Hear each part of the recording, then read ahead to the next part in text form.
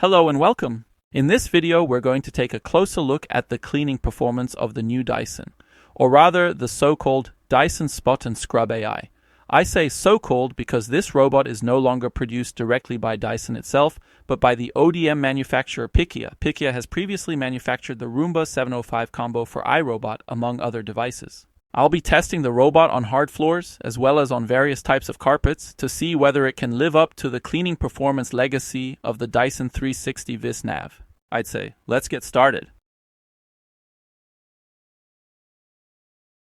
Let's begin with my hard floor test. For this test, I use certified test dust that simulates typical household dust, as commonly found on hard floors as well as in joints and crevices. My test surface is a laminate floor with a slightly textured surface, meaning there are small grooves. In addition, there are the joints between the individual laminate panels. I apply 0.45 grams of test dust. The robots are then allowed to pass over the area 8 times while operating at maximum suction power. The cleaning is always carried out using the maximum overlapping path pattern and, if available, a checkerboard cleaning pattern. I then check the surface and joints with a microfiber cloth for dust leftovers. To put into perspective the level of performance we are talking about when referring to a Dyson robot, let's take a quick look at the results of the Dyson 360 Vis Nav. This robot managed to completely clean the surface in just 4 passes in maximum mode. In automatic mode, it also succeeded after 8 passes, maybe even faster, but I have not tested this in more detail. This is the performance level we are talking about getting from a Dyson vacuum robot. It corresponds to the level of good cordless vacuum cleaners.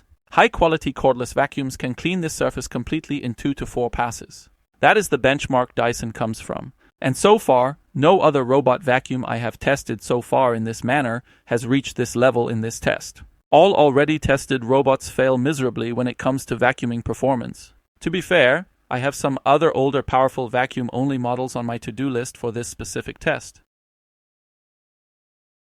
We will later see that similar issues occur in some cases during mopping as well. But this is the baseline performance level. Unfortunately, the Dyson spot+scrub fits seamlessly into the typical combo device performance we have consistently seen here. In other words, it has very little to do with real vacuum cleaning. The surface is still clearly heavily contaminated with dust and of course also the grouts, which represents a significant step backward in terms of vacuuming cleaning performance. When it comes to combo devices, I of course also evaluate the performance with the mopping function enabled. This means the robots are once again allowed to pass over the surface 8 times while vacuuming at maximum suction power. After that, 2 additional passes are performed using the mopping function, typically with the water level set to medium.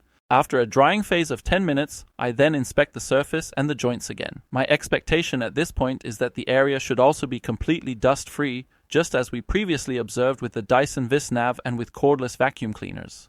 With the Dyson spot+scrub, the situation is as follows. The surface is clean. The horizontal joint remains dirty, while the vertical ones are cleaned, in some cases with minimal residue left behind. Overall, the final result is actually a bit better than with many other devices, but it is still far from perfect.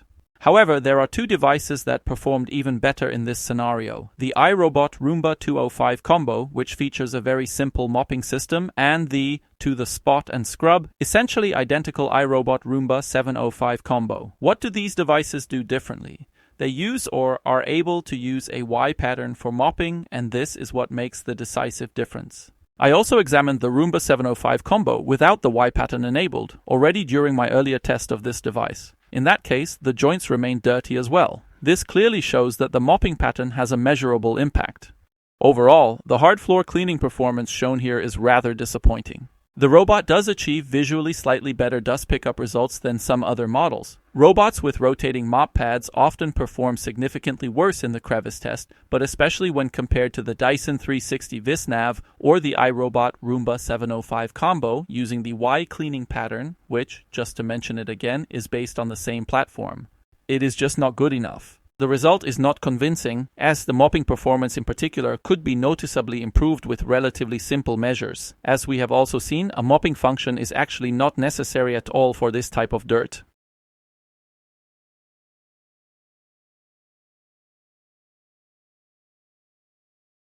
We start with my carpet tests, beginning with a red carpet that is the most difficult to clean in my testing. This carpet has a very dense pile with a length of 2 centimeters. The pile also has a defined direction, which is why cleaning is performed only in horizontal lines. Using vertical cleaning passes would have a negative impact on the result.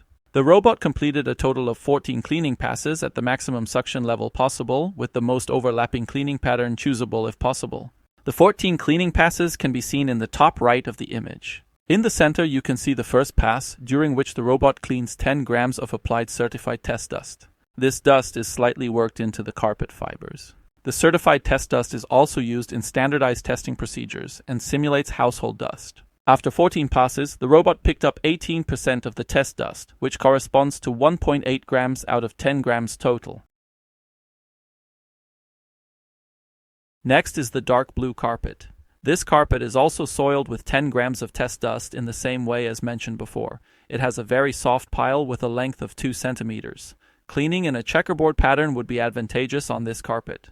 Unfortunately, the Dyson spot+scrub does not offer this function. After 14 cleaning passes, the robot picked up 46% of the test dust, which corresponds to a total of 4.6 grams. Next, we move on to a dirt mat. This is a very low-pile carpet. Only 5 grams of test dust were applied and lightly worked into the fibers. The robot was allowed to pass over the area 7 times. After these 7 runs, it removed 54% of the test dust, which corresponds to an intake of 2.7 grams out of 5 grams total.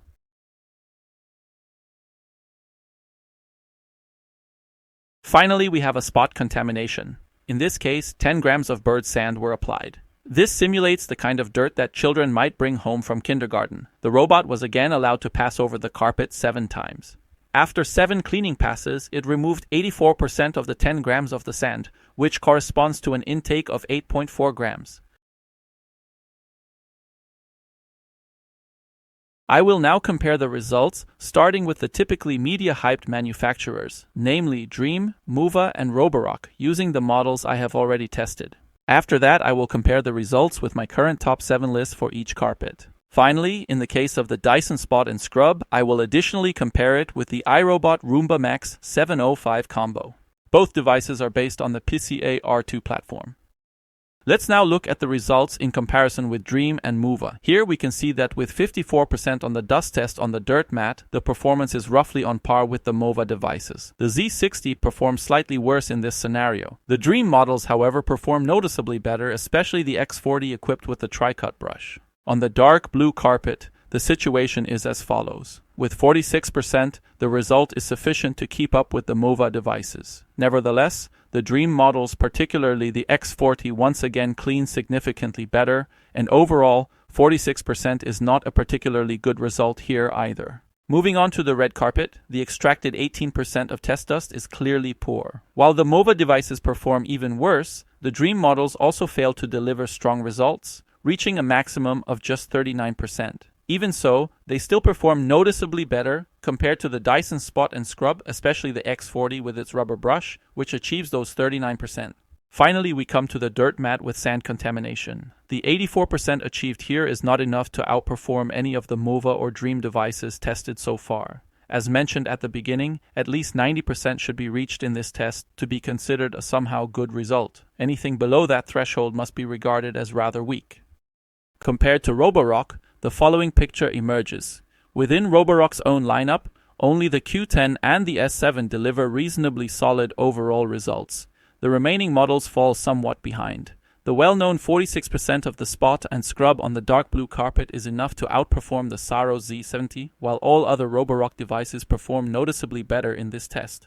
On the dirt mat with sand contamination, the 84% result is sufficient to beat a Q-Revo curve and places the performance roughly on par with a Saros 10R. As mentioned before, however, results below 90% should generally be considered rather weak. On the dirt mat with dust contamination, several roborock models are clearly put in their place. Devices ranging from the Saros 10R through the Z70 to the Q-Revo curve perform noticeably worse here. Overall, the result comes closer to the level of an S7, although the 0.4 grams in this type of contamination still represent a noticeable difference. Finally, there is the well-known red carpet with its very dense pile. Here again, it becomes evident that many Roborock models perform very poorly, and the Dyson Spot and Scrub performs even worse, with the exception compared to the Q-Revo curve. Even the results of the S7 and the Q10 at 38% and 34% respectively are far from top tier, as we will see shortly in the overview of the top 7 models.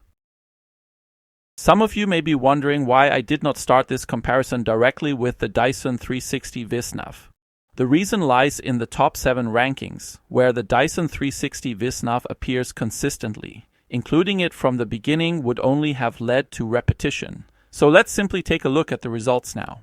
The results of the Dyson Spot and Scrub are highlighted in red, while the top 3 are marked in green. We begin with the dirt mat and dust contamination. Here we can see that the 54% achieved by the Dyson Spot and Scrub is not sufficient to make it into the top 7. It is also clearly far from the results of the Dyson VisNav, which removed 86% and 84% respectively. We also have devices such as the AEG RX 9.2, which achieved 100%.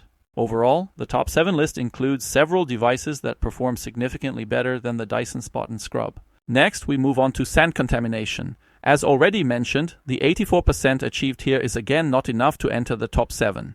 Good devices reach 90% or more, as clearly shown. We also see devices that manage to remove 100%, namely the iRobot Roomba S9, the AEG RX 9.2, and the Dyson 360 VisNav.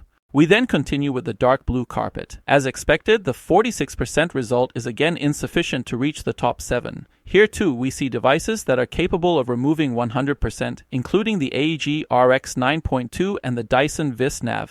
In general, well-performing devices score above 80%, while true top performers exceed 90%. The Dyson Spot and Scrub is nowhere near these levels. It is also worth noting that very few devices from Dreame or Roborock appear in this category. None from Dreame, none from Mova, and only the Roborock Q10S5. Finally, we come to the red carpet, which is the most difficult to clean. With just 18%, this is a very poor result.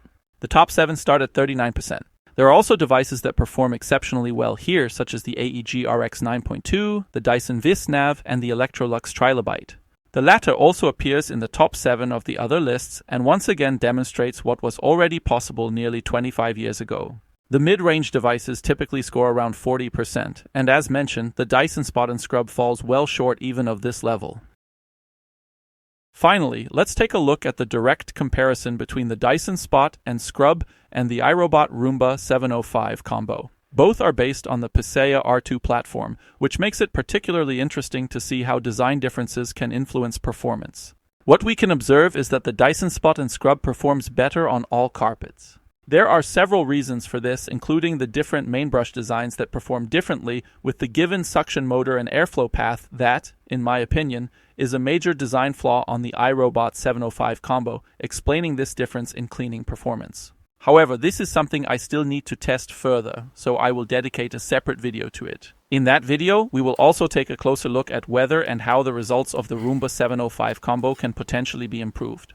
But overall, the Dyson Spot and Scrub is a better carpet sweeper compared to the iRobot Roomba 705 combo, but mopping is not as good as it is with the 705 regarding dust removal.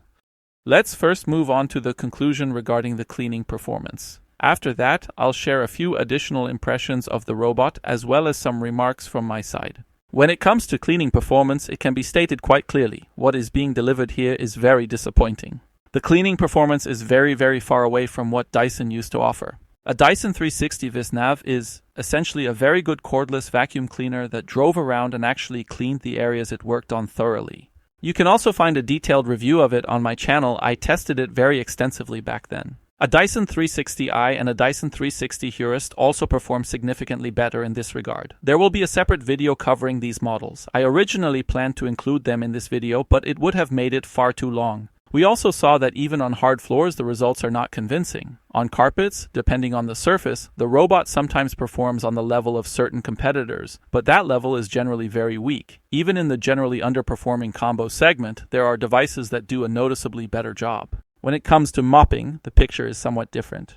Here we've seen that it actually works reasonably well, and the result is a bit better compared to many other competitors, but not as good as it is with the iRobot Roomba 705 combo or 205 combo, which offer the same hard floor performance like the Dyson 360 VisNav in my testing with additional stain removal thanks to the use of the Y cleaning pattern.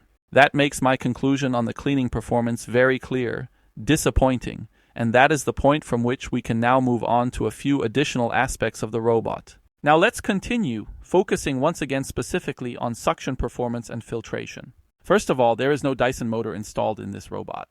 Instead, it uses a PICEA motor, which you can see here. This is most likely a S25 model from PICEA. You can find the exact same motor, for example, in the 3i Robotics G10 Plus, that is the in-house brand of PICEA. I did not remove the motor from the Dyson Spot and Clean here because it looks like a hassle, and since I am buying the stuff myself and want to sell them with minimum losses. But anyone who is familiar with Dyson motors knows what they look like, and I can give you my word on this. This is not a Dyson motor. The cleaning results speak volumes, and the specification fits this S25 model in PICEA's parts listing.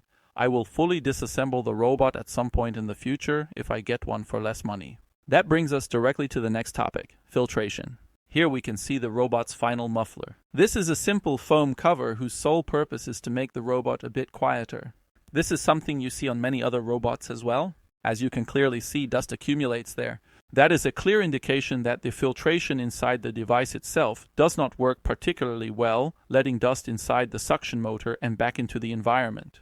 Dyson is also very vague on its own website. Anyone who knows Dyson is aware that the company usually positions itself at the forefront when it comes to filtration, fully HEPA-sealed systems, proper certifications, and clear separation efficiency figures. With the Dyson 360 VisNav, for example, the figure was 99.99% of particles with a size of 0.1 microns. With the Spot and Clean, however, it now only states that the filter is capable of filtering particles down to a size of 0.1 microns. That is a completely meaningless statement. The separation efficiency is missing. Even an EPA E10 filter is capable of filtering particles of that size to a certain degree. Even more lower-rated filters can do so as well. I would even bet that pure foam filters exist that are capable of filtering out at least a small percentage of 0.1 micron particles. This statement contains no real information at all. Honestly, it's ridiculous. I have already made a detailed video on filtration. Claims such as 99.99% when properly third-party certified actually represent the worst-case filtration performance within the respective classification. That means a Dyson VisNav filters 0.1 micron particles with an efficiency of 99.99%. Anything smaller or slightly larger is filtered even more efficiently due to physical principles. What we get here, by contrast, is a claim that says absolutely nothing. This pattern continues throughout the entire construction of the robot. Even basic components such as the side brushes or the main brush are nothing more than generic ODM designs from PICEA with, even in my opinion, misleading pictures on Dyson's product page. The main brush can be purchased in exactly the same form from the 3i Robotics in-house brand. The 3i Robotics G10 Plus, for example, has even a better main brush with additional bristles on the outer edges. They only use different end caps. Switch them and you can use the 3i ones with the Dyson Spot and Scrub. There is nothing typical Dyson about the robot itself. Absolutely nothing, except perhaps the mopping roller. Everything else is generic, off-the-shelf PICEA design. It's simply bad. Even the main brush cover, which I previously mentioned positively, and which may still resemble Dyson design language, is poorly implemented compared to the Dyson VisNav. Far more dirt accumulates there. That too is simply poorly done. Lastly, let's take a look at the station's filter chamber. I had already mentioned beforehand that I had certain expectations of what it would look like in there, especially in front of the filter itself. And we can see that quite a bit has accumulated here, mostly test dust from my carpet tests. This dust is still relatively coarse with a minimum particle size of 80 microns. Visually, at least on the fan grill, meaning directly on the suction motor itself, with this honeycomb grill, there was nothing noticeable. What it actually looks like inside the station's suction motor, however, is something I obviously can't say at this point. One thing is clear though, this is definitely an area that should be cleaned from time to time, as you can clearly see here. That was more or less to be expected. That said, it does look worse compared to the Dyson VisNav with its cyclone filtration and the downstream final filter. It essentially has the extraction station built in, if you want to put it that way. And there, it was never the case that the chamber area in front of the filter or the filter itself was so heavily contaminated with test dust, also after multiple runs. If you'd like to support my work, you'll find a Ko-fi link in the description and likely also on screen. It's similar to Patreon. I buy all the robots myself and resell them later at a noticeable loss. At this point, that is simply no longer financially sustainable. Ad revenue is negligible as the channel is still quite small. If you'd like to support me, you're very welcome to do so there. Of course, subscribing, liking the video, or recommending the channel elsewhere also helps. That's it regarding this disappointment. Thanks for watching and see you next time. Bye.